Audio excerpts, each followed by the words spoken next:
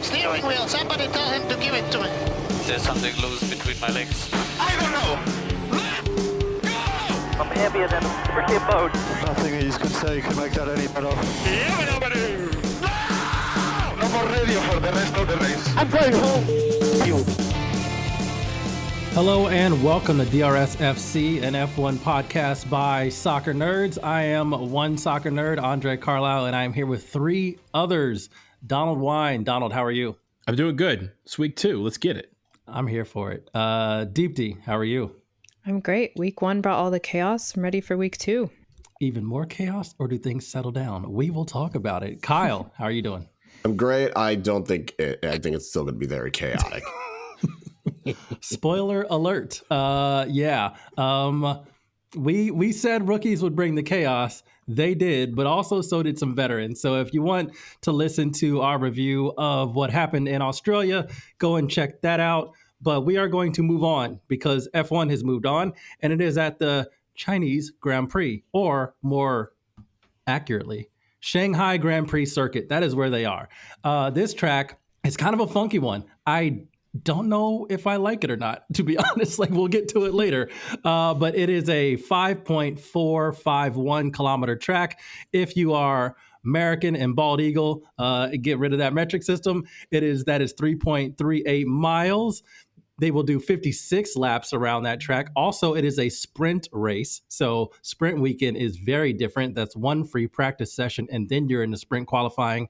Then you're into the sprint race.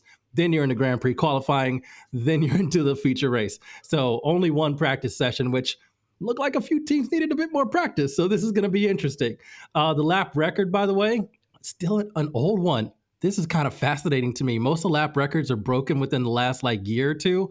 This one goes back to 2004. Michael Schumacher, 1 minute, 32 seconds, 2.238. Amazing. Just kind of amazing that's an over 20-year record. I don't know what the hell was in that car, but it sounds like it may have been something very illegal. I didn't say it. Somebody else said it. Maybe something was built with, I don't know, that car was probably built different, but it is shocking because that was also the year of the first race, the first Grand Prix for Formula One. That was back in 2004.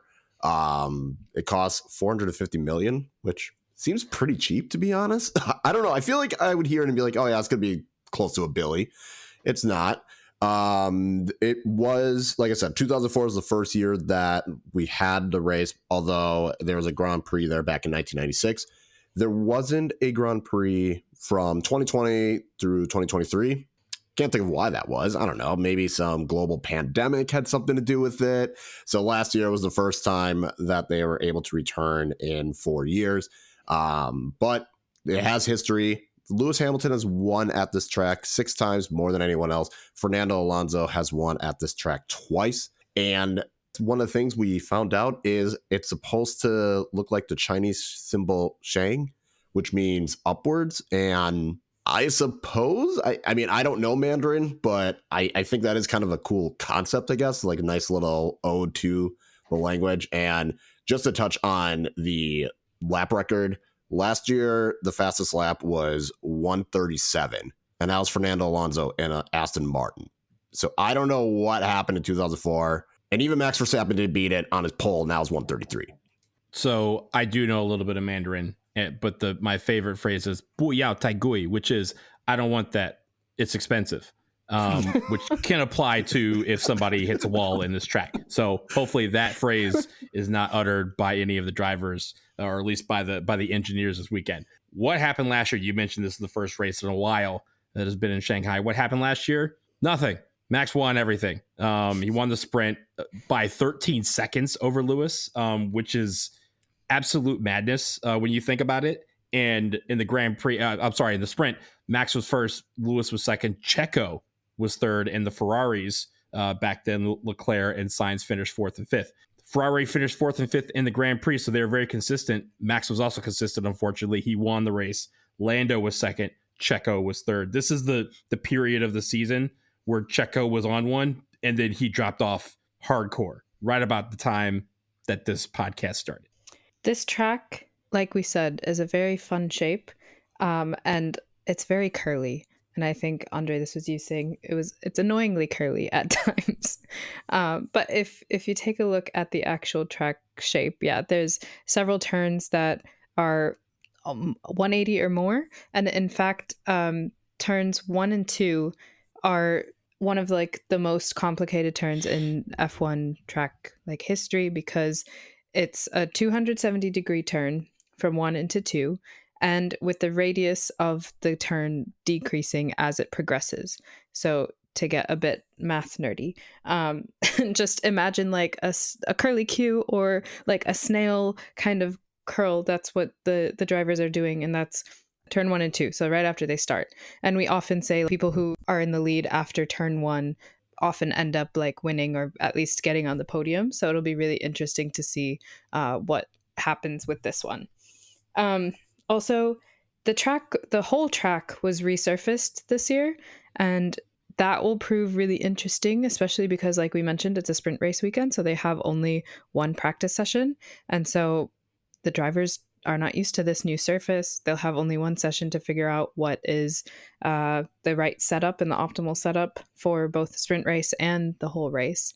And then another like kind of technical factor, this track is often described as front limited, which means there's more wear on the front tires than there are on the rear tires.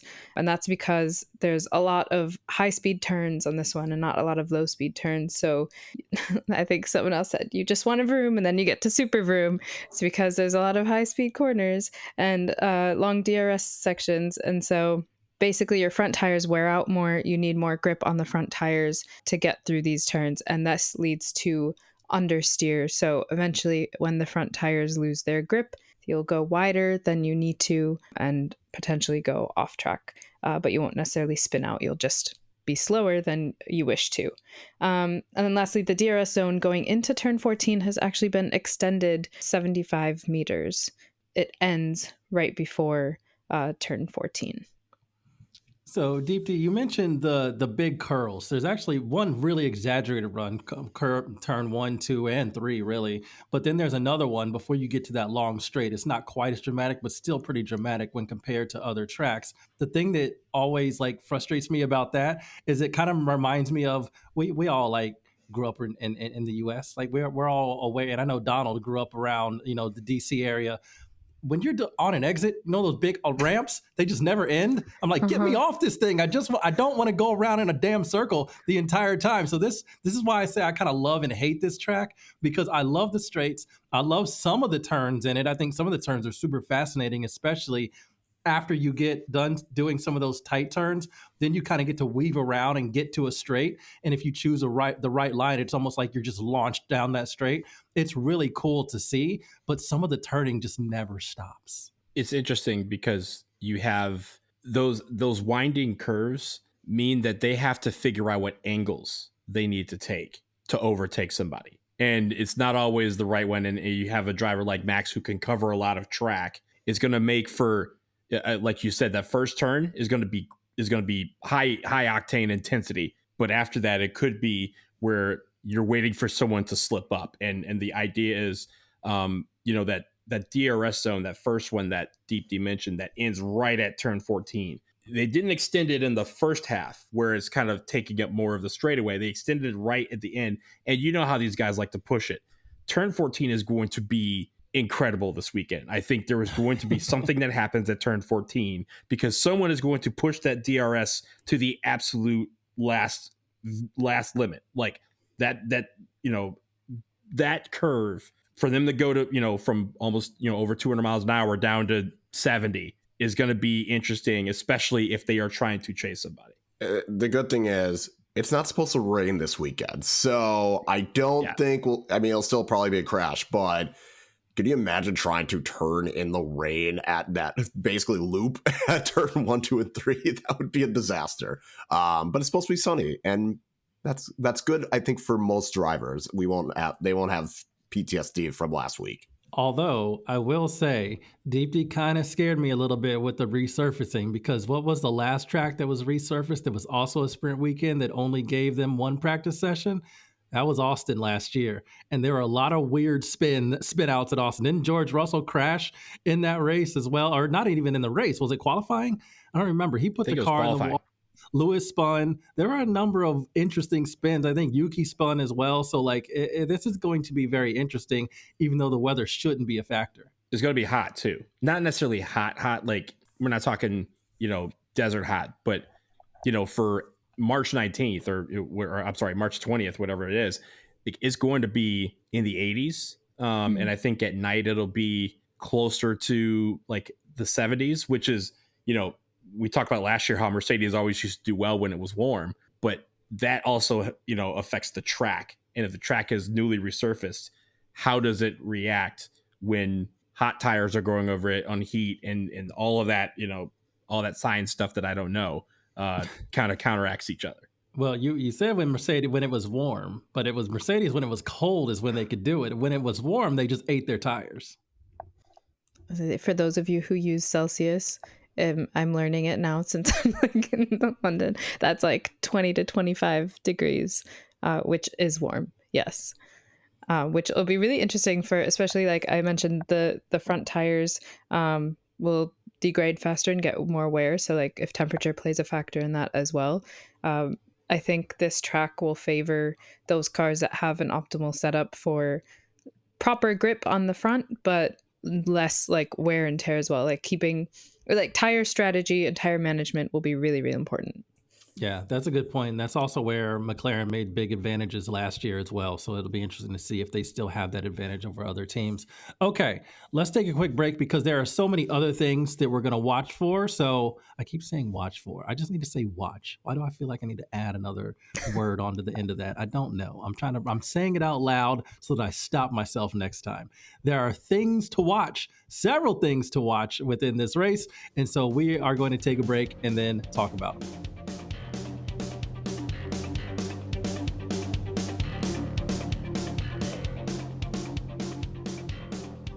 Let's start with Kyle. This race, again, coming off the heels of all the chaos that happened in Australia, we still have a lot of opportunity for chaos, but what is a thing you want to...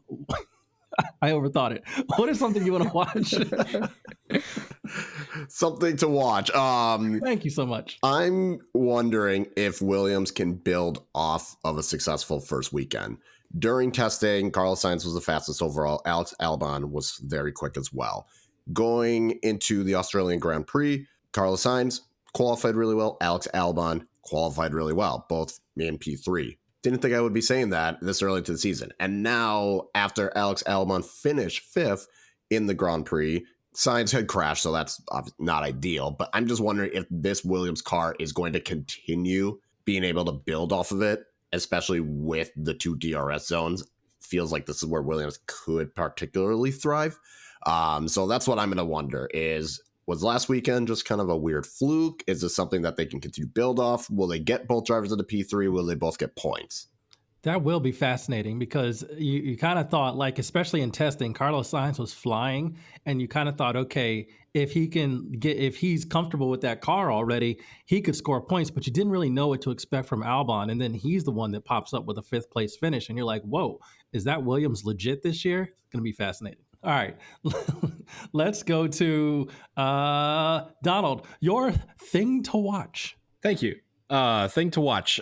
So for me, it's will we see a rookie rebound? Last week, the rookies did not have a great weekend. And there's a great quote that I think applies to this. And I knew the quote, but I didn't know who actually wrote it. So in preparing for this, I found out that Riley Sager wrote this. Once is an anomaly, twice as a coincidence, 3 times as proof. The rookies need to avoid the coincidence, right? Of they need to rebound and show that, hey, it was the weather, first race jitters, whatever you want to call them, out of the system now. We're ready to race.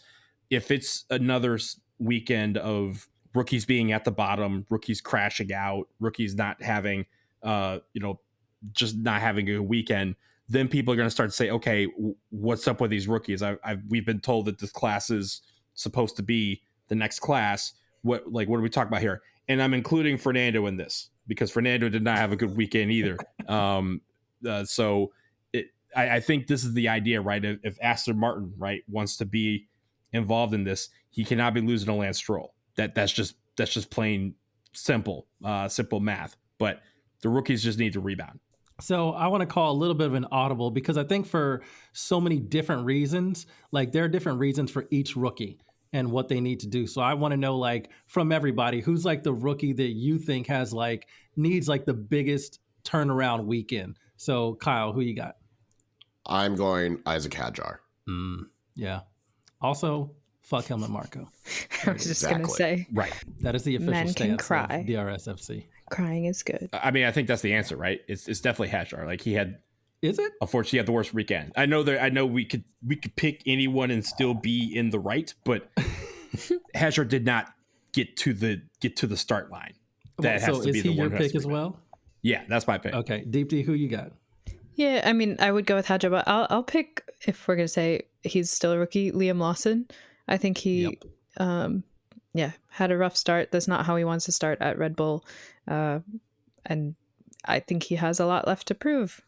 Well, that's the thing. Coming into this is why I think it's Lawson. Like, I understand from Hadjar, like that was really frustrating to see for him.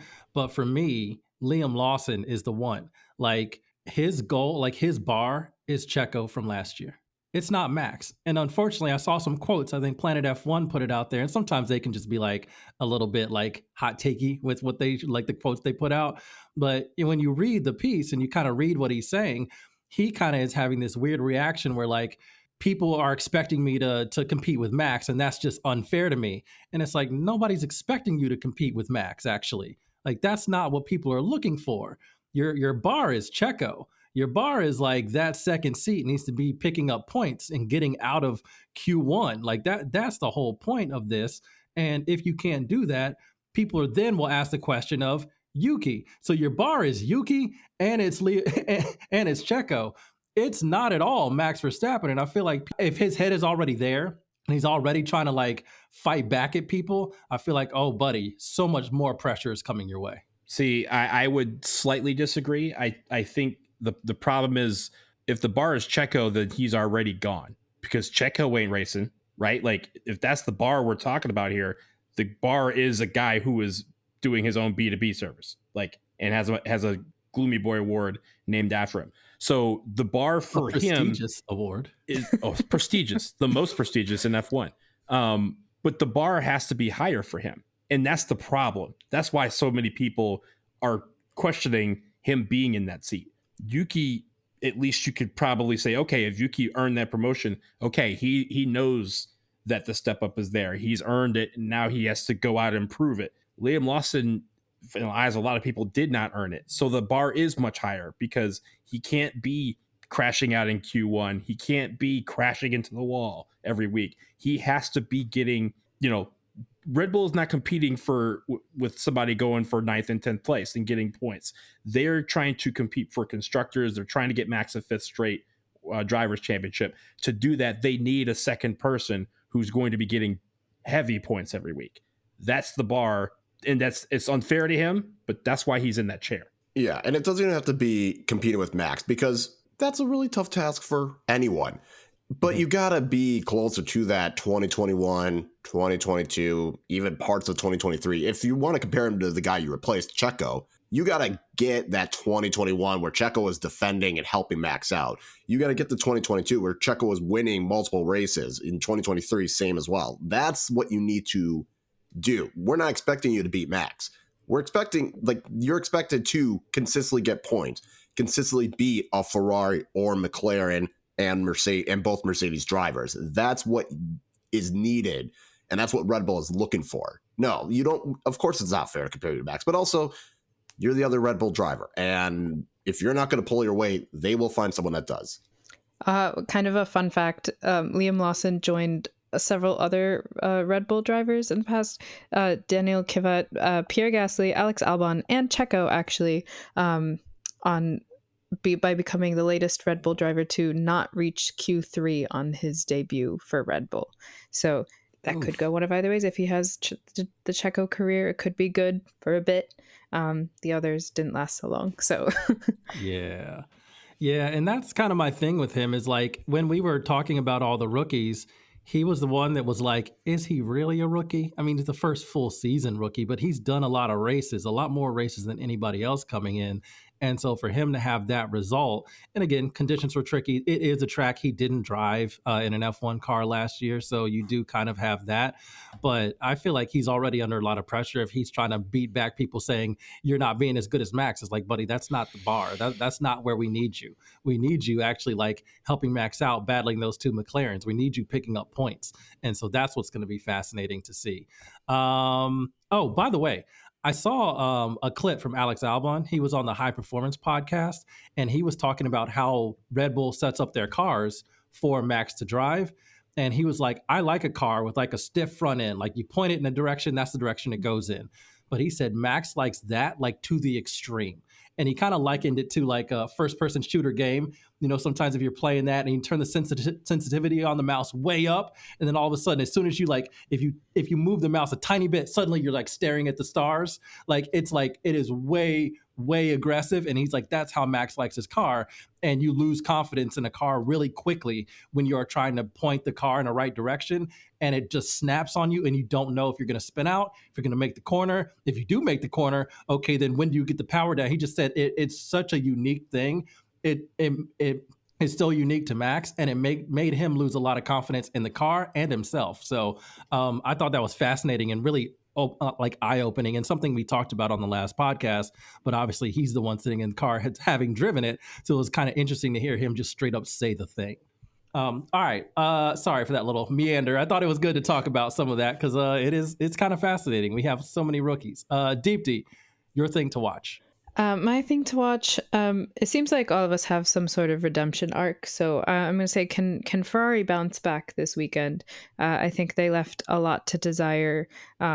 Obviously, we have such high expectations for them this season, considering who's on the team and the car being fast last year and should be fast this year. So just kind of hoping that they get back into things, and for a quote unquote normal like race conditions, can maybe they do something with that. And considering Lewis has won over a third of the races that have taken place at this track, I feel like he'll be very comfortable here, and it would be a good opportunity for him to like obviously show what Lewis can do. Yeah. It was not great to see the old Ferrari back. I thought we were in the new Ferrari era, and all of a sudden you had like bad strategy calls. You had beef on the with the race engineers on the radio. It was just like, y'all, I thought we all were over this. I thought it was over. So yeah, they have a lot. Mine, I have two. More flexi-wing drama. We didn't hear about it during the race, but after the race, it popped up again. And apparently, I've been listening to the race podcast, and a couple others are kind of saying that Red Bull are the ones that are really pushing behind the scenes to stop this. And so they're still sticking to the timeline of just like 8 races in. They're like enough for everybody on that. But now, because they wanted extra cameras, 4K cameras, a housing for every single car to monitor the rear wing. And after reviewing that footage, the FIA has stricter measurements in how much the wing can actually flex. And so that's completely different. And they're making that change like immediately. So I don't know what's going on behind the scenes, but it sounds like there's a whole lot of politicking back and forth. I am sure Red Bull is happy about this. I'm sure McLaren, Ferrari, and maybe even Mercedes aren't too happy about this, because manufacturing is hard, especially with just like a few days turnaround and shipping from wherever you need to China or to Australia so you can take it with you to China or whatever. It's almost impossible. So I don't know how they're going to stiffen up those wings, but it sounds like they're going to need to make sure the cars are legal. So more drama of that is to come. But my driver-related one is Yuki. More of the Yuki revenge tour, because if he can consistently have that Racing Bulls car ahead of Red Bull, which would be Liam Lawson's Red Bull, which is why I say Liam Lawson, like your bar is Checo, but now it's also a really hungry Yuki. I don't know if that was just a rain-aided thing. Obviously, strategy caught him out too. He should have finished much higher than he was. He was ahead of Lewis Hamilton for like 90% of that race.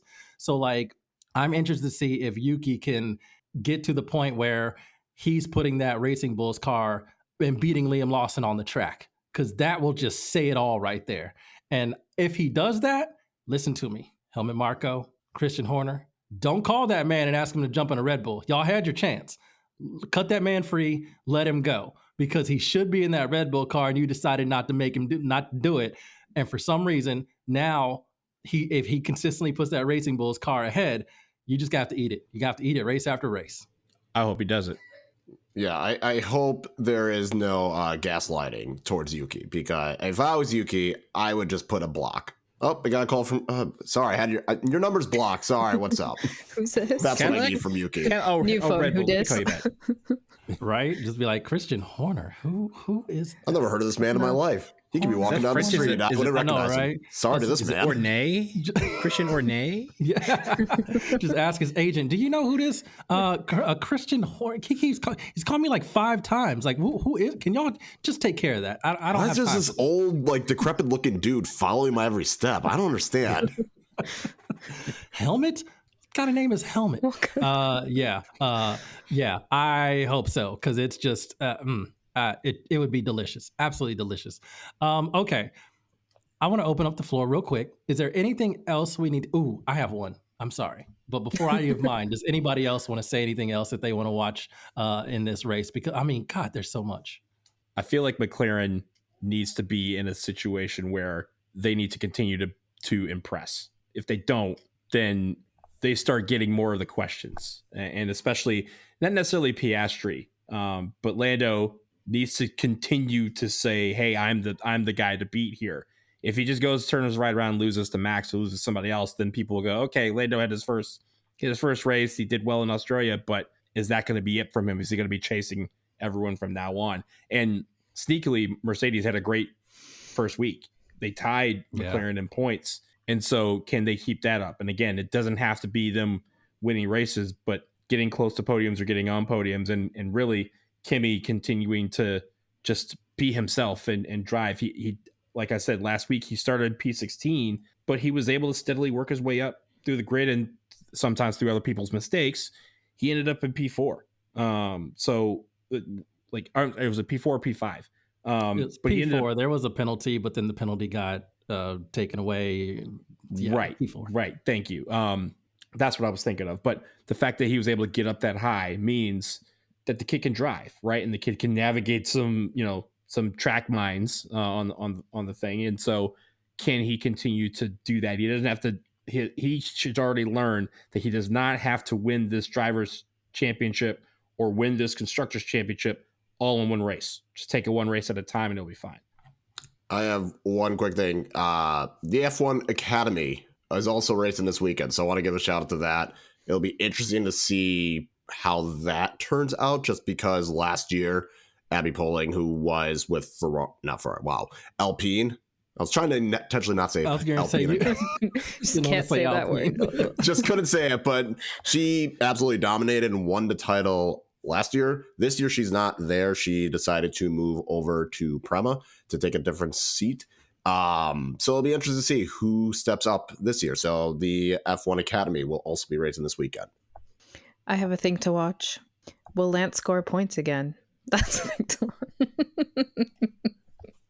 Do we have to watch for that? I'm sorry. Do we I'm really sorry. have to watch for that? It was You can not a cut good that out. day. You can cut that out. Look, it's impressive that he did not crash out of everyone last week. He might not crash again, but he's not getting points again. I mean, listen, he apparently does well in the rain when like everybody else is nervous or whatever. He just goes slow and like, I just won't crash and I'll end up in the points. It seems like that's what he did, and it kind of worked out. So I'm not necessarily mad at him, but unfortunately for him, no rain in the forecast. Let's not say he does well in the rain, because before this race, the last time he drove in the rain, he drove into the gravel pit on the formation lap. Kyle, we've talked about this. It's just because he wants to dance. All right. He did it on purpose. Dancing in Doesn't the wanna be out rain. there. Exactly. Exactly. All right. Thank you for the F1 Academy. That is really cool. Also, F2 had their feature race canceled. They got a sprint race in, but they had the feature race canceled because of the rain. So they should have a race as well this weekend. So it'll be interesting to see. Mine was actually going to be McLaren, but it's kind of like the politics of McLaren, because they came on with team orders already in the first race. And They just got Oscar to sign a contract extension. In the very next race, he's breathing down Lando's neck, and they're like, "Hey, maybe just hold position right now because somebody give me a good reason. Back markers, right? There's cars in the way. Don't want to risk anything." And if you kind of watch how that race went down and how it unfolded after that, it kind of pissed Oscar off, and he kind of lost it a little bit after that. He was sliding. He had a couple moments, and then of course he did end up in the grass. That really ruined his race. Like, he was locked in chasing Lando. And when they did that, it just really messed with him a little bit. And you could see it in the way that he's driving his car. I wonder what happened internally after that, because I bet you he was like, I didn't sign a contract extension to be told to hold position in the very next race. Like, if you say you have two number one drivers, act like it. A lot of people say you can't have two number one drivers, but that's what they're saying. So you got to act like it. Also knowing the history of the fact that he was in his home race and no Aussie had ever won that race.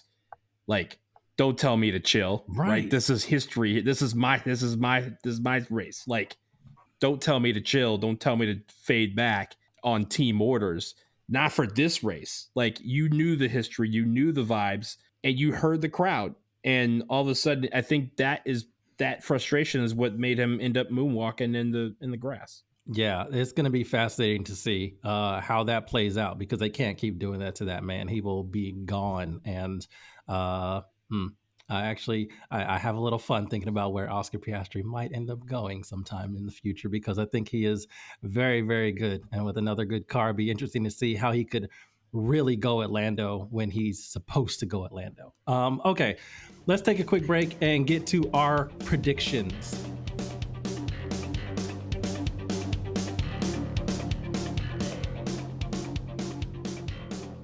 All right, here we go. It is time, prediction time. I'm actually just going to focus on the feature race, the Grand Prix, and not the sprint race. So sprint races are kind of fun, but sometimes they're also just like spoilers for the main race, which if you heard Donald talk about what happened last year, that's kind of what happened. So we'll see. But podium prediction, 1, 2, 3. Donald, who you got? I suck. I got Max winning. I got Lando finishing second and Charles finishing third. But it's like you said, the sprint races last year almost all of them were dominated by Max, and that was a precursor usually for how the race went. Yeah, fair enough. I don't like it, but I understand the logic. Kyle, who you got? 1, 2, 3. I also suck. I have Lando winning. I have Charles finishing second and Max finishing third. I mean, listen, if Ferrari gets on the podium, it'll be like, all right, fine. All right, y'all are back, thankfully. But Lando again, that'll be fascinating. Deepti, who you got? Yeah, so I also have Lando winning, and it's actually because of something he had said last year. I mean, like we said, Max won, but Lando came second, and it was with a much worse car. And so Lando has said, like, coming into China, I think we'll have even more of an advantage with the conditions, with a better car, a better idea of how it goes. So he's very confident. I'm going to go Lando 1, Max 2, and Carlos 3. We were talking about Williams being good. Williams and podium? fast, and I think Williams podium is going to happen. Nice. Okay, I'm here for this. Is the kind of thing I'm here for. I've got Oscar winning because of everything I said in the last segment. You can't tell that man to chill out 2 races in a row. He's gonna have to be allowed to go at Lando, and if he is allowed to go at Lando, I think he will pass Lando. So I got Oscar top step. I got Charles Leclerc second, and then Lando third. I think Leclerc passes Lando maybe with 1 or 2 laps to go. I think it's going to be a really late pass on him, but I think he's going to get him. Again, I am not respecting Lando's dog. I don't think it's there. I don't have trust in it. We'll see. All right, constructor scrap. This is like, I feel bad for least points. We all said the same damn thing. We had to do a clean sweep, Haas, I feel so disappointed. They during testing, they only did long runs and never felt like maybe we should see if our car actually has any speed. And if it doesn't, maybe we should figure out how to get that speed in the car. They didn't. And their car looks slow as hell. I'm annoyed. So yeah, we all have Haas getting the least amount of points. I hope Ollie does okay and doesn't crash in practice twice. So yeah. God. Damn it, Haas. All right, Donald, most points. I got Ferrari. Yep, fair. Kyle. I got McLaren. Okay, Deepti. Yeah, I also have McLaren. I think Oscar will just miss podium. Oh, miss a podium. All right. I mean, I'd love I've for him got to be on Ferrari. it, but Yeah, I mean, me too. But that's why I have him winning. Yeah. But yeah, I got Ferrari. Actually, you know what? How can it be Ferrari? I guess it can be Ferrari. Can it? Given my podium prediction, I don't think it can. I'm gonna have to go with McLaren too. I was bad at math. I was like, that's not how that works. Okay, yeah. well, McLaren. There it is. Let's predict our Zoomy and Gloomy boys. As we mentioned, we do not driver of the day. We do Zoomy boy of the day. And we also present our Checo Perez Memorial Gloomy Boy Award. And basically the reason we do this because it's not just the day. We want to look at the entire weekend. So that's practice, it's sprint, it's qualifying, it's all of that. It's the race. So we kind of look at who we think is going to have a good weekend and then who we think is going to have a poor weekend. So Donald, give us both of yours. Zoomy Boy first and Gloomy Boy second. My Zoomy boy, I have Charles Leclerc. I think he's poised to actually have a good weekend and rebound from last week. And my Gloomy boy, in keeping with the Haas theme, is Esteban Ocon. Despite the fact that last year I think he did very well, he did that in the ebony car of Alpine. This time around, it doesn't feel like he's got the juice. Yeah, fair enough. Good picks. But I do hope that Ferrari turns things around. I think for me, that's like the biggest question. Like, are Ferrari going to actually look like Ferrari? Because the longer it takes, the less they'll be able to like claw back into certain battles, especially when the flexi-wing thing is completely axed for everybody. They're going to have to improve that car quickly. Kyle, who you got? For my Zoomy boy, I want the redemption of Isaac Hadjar, and I also want him to say, fuck you, Helmut, I am good. Yes. Let me have my emotions. So I think Isaac Hadjar bounces back. He did well in qualifying last week in Australia, so I think he can do it again. And then for my Gloomy boy, I'm picking George Russell. Mercedes didn't do too well last year. He finished 6th in the Grand Prix, but it was a distant 6th.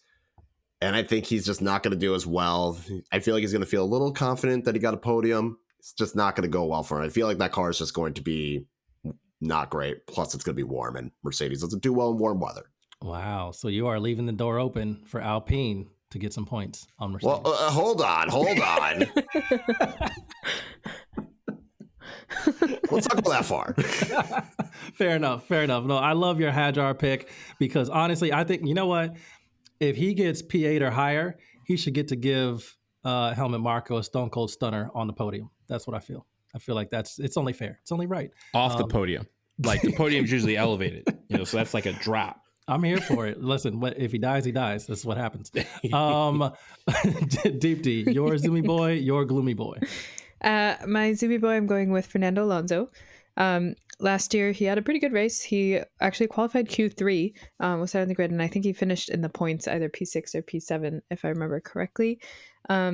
And he is one of only 2 drivers on the grid, the other being Lewis, who have actually won this race, and that 2 multiple times. And so I think, he's familiar with this track. He's comfortable with it.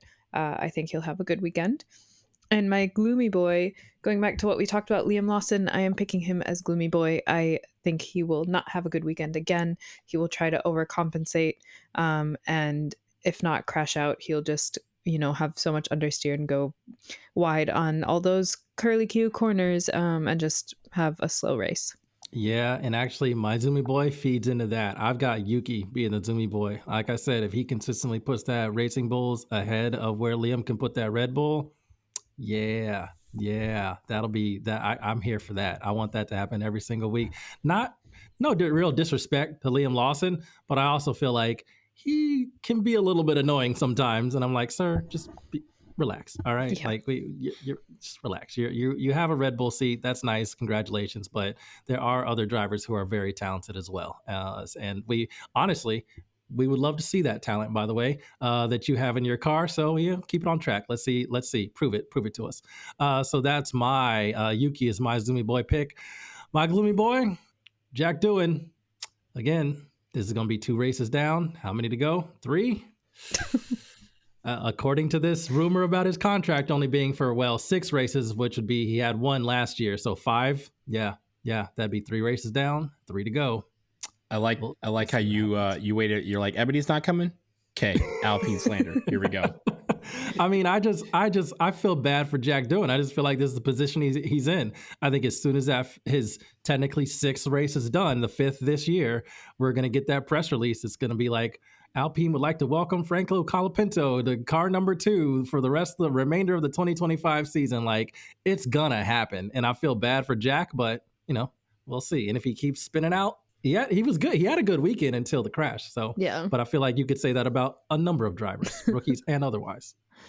What if this is like baseball, where you have, how now some games they have a guy who goes like 2 innings instead of 6 or 7, and then they bring in the bullpen for the rest of the game, and it's like by design. Maybe Jack is just the short starter, right? Like he's just going to go a couple innings, and then they go, okay, go to the bullpen. We'll get this guy. He'll go 4 innings, and then we'll get this other guy, and he'll finish the game. I wonder if that might be what they've kind of signed up for. I mean, they won't tell you that, but if he keeps racing like that, then you can kind of see if this is the plan, especially, the fact that it seems like everybody around F1 who's in the know is like, yeah, Colapinto's just sitting here chilling, waiting. They wouldn't all be saying that if there wasn't any truth behind it. Yeah, it's why I feel bad for him, because it's almost like there's no way that there's not some truth to these rumors. Like, I know sometimes people just make stuff up and run with them, but these are people who independently verify their sources for multiple other stories. My guess is if even though Alpine hasn't straight up come out and say it, because again, why would they? But like, it feels like that's legit. It just feels like there's no way he's going to finish the season without. I mean, even if they them for a few races, I just feel like there's no way he's going to finish the season in that seat. When Danny Rick got fired, we knew for like 2 months. We knew for the length of this podcast that he was getting fired. And then with his last race, what ended up being his last race, they straight up stuck a microphone in his face and said, how do you feel that this was your last race? They didn't go dance around it. They didn't go, hey, we've heard the rumors. You want to that was rude, by the way. Yeah, it was very rude. But they're like, how's your last race? How was it, man? Like, how was it being out there for one final time? And Danny Rick's like, I mean, and he could tell too, right? He knew what was coming. Yeah. So again, if everyone's saying it, then it's got to be some fire to that smoke. Yeah, they're just gonna have every driver at Alpine get a third of the season. So Jack Doohan gets 8ish races. Then they're gonna go to Colapinto, he gets 8ish races. Then they're going with Paul Aaron, he gets 8 races. That's how they're gonna do it. You know what? Why not? Alpine is that we know the person in charge of Alpine is just a ridiculous human being. So it's a possibility. All right, so here's what you need to watch. By the way, I don't know if we told you, the race is in China, so get ready for some very fun times of things starting. Free practice 1, Thursday, 11:25 p.m. That's the only free practice session, and honestly, that's probably the only session that's going to be on at a reasonable time. So maybe just watch that. But you'll have sprint qualifying Friday morning, 3:25 a.m. If you're on the West Coast, that's only 12:25 a.m., so maybe stay up for that. The sprint race is 10:55 p.m. Eastern Time. That's on ESPNU. I'm sorry, sprint qualifying is on ESPN2, and so is free practice. The sprint race is 10:55 p.m. on Friday, ESPNU, ESPN Deportes. 10:55, that's not bad. But then the Grand Prix qualifying is 2:55 a.m. on ESPN2. And the Grand Prix is also 2:55 a.m. on ESPN2. Good news, Sunday, there are 3 replays of this race. 9 a.m., 12 p.m., and 10 p.m., all on ESPN News. So they're like, you're probably not going to get up, but we'll replay it for the majority of the day. So there you go. You'll still have an ability to catch it. I got to be honest. As much as I want to be like, I am so diehard, I'm going to get up, I'm going to watch this damn race, there ain't no way. I'm going to be watching that race live at 3 a.m. Eastern Time. Yeah. It's not going to happen. Last week was rough enough, and that was starting at 11:30. And I went to bed Saturday night, woke up Sunday, I was like, I feel terrible. Yeah, last week for me, the Australia race started at 4 a.m. and I was like, yeah, I'm going to do it. I'm going to wake up. First race of the season. No, I didn't. This is also that tweener hour, right? Where do you stay out late? Do you stay up for this and really ruin your day? Or do you go to bed and hope that you wake up in time? There's no easy answer. And both of them will probably end up with me watching back of my eyelids. Yeah, I was gonna say I have an answer, and my answer is I will be asleep. Like I might see the start of the sprint race. That I can be awake for, because that's about sprint race. That's easy. Yeah, that's like 10 p.m. Wisconsin basketball time. I can do the sprint race. Right. Yeah, I'll be there for the sprint race. I'll be there for free practice. The rest of that, I'll catch up on it when I wake up. So we will have plenty of content coming. We'll of course have our race review once the race is over. Promise we'll watch the replays. We will have all watched the race in its totality, so we can do a full race review, and we'll do that. And then of course it keeps on rolling. Japan is after this, so it's going to be really fun. Japan's an interesting track as well. Exciting to talk about that one. So anyway, we'll get there, but this race first, the China Grand Prix, Shanghai Grand Prix circuit. Really looking forward to this one. For Deepti, for Donald and Kyle, I'm Andre. Vroom vroom. Vroom vroom. Vroom vroom.